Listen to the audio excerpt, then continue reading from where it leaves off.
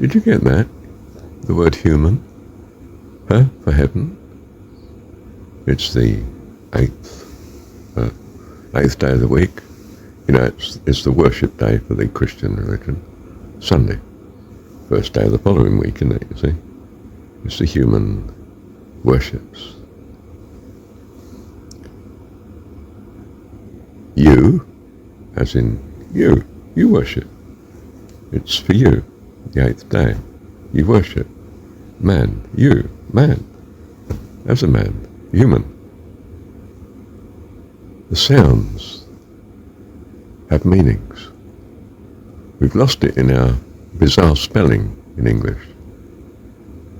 But it's not there if you just focus on the sounds, which is what sound spelling's about, phonetic spelling. It's to point out the sounds of the words you're using, because it's the sounds that trigger in you a response, mental, psychological, spiritual. You know, when you recite a mantra or a prayer, even a reading, why does it speak to you? Is it the words, the meaning of the words? No, it's the sounds. It's the sounds that have the meaning.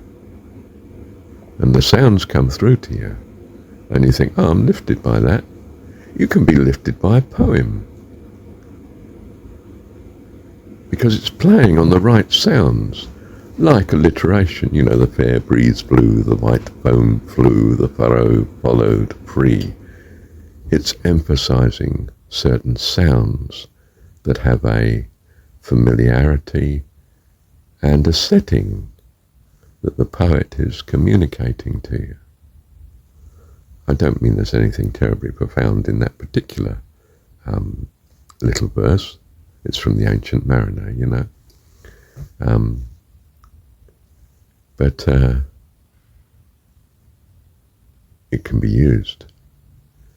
And that's why it's so difficult when someone translates scripture, because the original beauty of the language and the reality of it in the culture that knows the reality of its language, uses it every day, has tremendous meaning.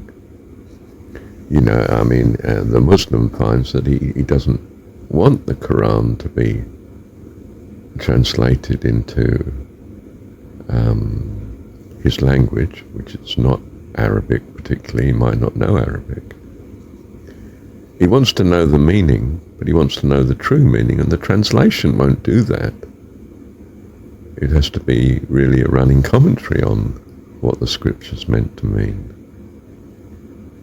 to transfer the thought really to his understanding. He knows in his heart that it would be better if he understood Arabic, and no doubt not modern Arabic, but the Arabic that would have been uppermost in the mind and the experience of the writer of the Quran. And it's so not just with Islam, it's so with every religion. You know, there's a translation of the Bhagavad Gita, the Hindu scripture, by Sir Edwin Arnold, who probably did it 100 years ago, I mean. And it's not a literal translation, but it's a much better translation than, as far as I can see, any other. It just speaks to me. It's poetic. And I don't just mean it's got flowery language. I mean it's got the right language for an English person to receive the spiritual reality of what the guitar is supposed to be about. Let me find a bit a minute. Hang on. I've got a bit rusty, you see, on the Bhagavad Gita. So I've got lots of copies of the Sir Edwin Arnold version, and he calls it the Song Celestial. The song Celestial Bhagavad Gita by Sir Edwin Arnold. And I wonder when it was done. Let's just see. I mean, it's just ages ago. I don't know if they're saying it. No, didn't date when he did it. Oh, isn't that strange? No. Oh, well, I suppose we could find it on Google. There we are, 1885, first published. Cool. 150 years ago. Oh, I was trying to find you a bit to listen to. This is on, well, I've not got that. I think it might be verse 16 of chapter 7, but my copy doesn't have numbers like that. It's on page 63 of my copy. 4 sorts of mortals know me. He who weeps, Arjuna, and the man who yearns to know, and he who toils to help, and he who sits, certain of me enlightened.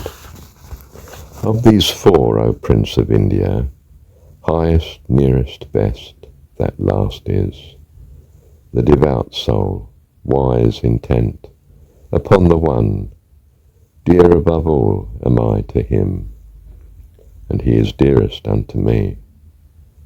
All 4 are good and seek me, but mine own, the true of heart, the faithful, stayed on me, taking me as their utmost blessedness.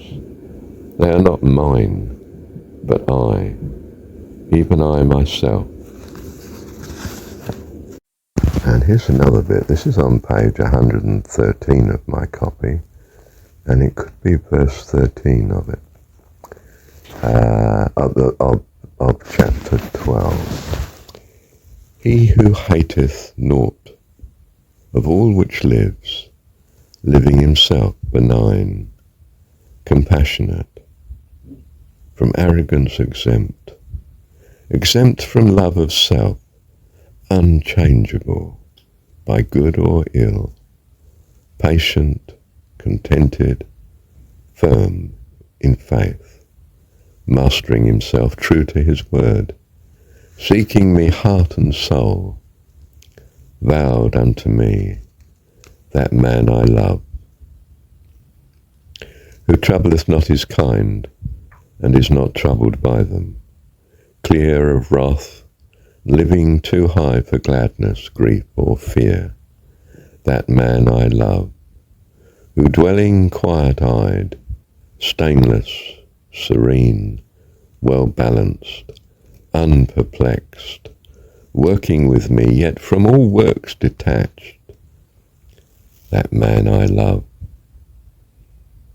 who fixed in faith on me, dotes upon none, scorns none, rejoices not, and grieves not, letting good or evil hap, light when it will, light when it will, yeah, and when it will depart, that man I love, who unto friend and foe, keeping an equal heart, with equal mind, bears shame and glory with an equal peace, takes heat and cold, pleasure and pain, abides, quitted desires, hears praise or calumny, in passionless restraint, unmoved by each, linked by no ties to earth, steadfast in me, that man I love. And I think we're to verse 20 now, the last verse of chapter 12. But most of all I love those happy ones to whom 'tis life to live in single fervid faith and love, unseeing, drinking the blessed amrit of my being. Wow.